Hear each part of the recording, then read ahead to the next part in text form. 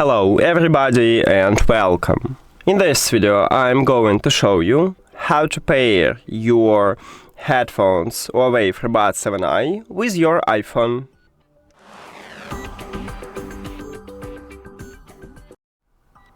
You have to start by open settings and then go to the Bluetooth. After that, open the charging case, and if your earbuds do not connect it with another devices, if it's your first connection, these headphones should enter to pairing mode automatically. But also we can enter to pairing mode manually. To do this, at the right side we have connection button. You need to press and hold it until you will see that the LED lights start blinking white. So press and hold, now it starts blinking white. We just enter to pairing mode and we see these headphones at the device list. Tap at the headphones line. We have connected, so we did it.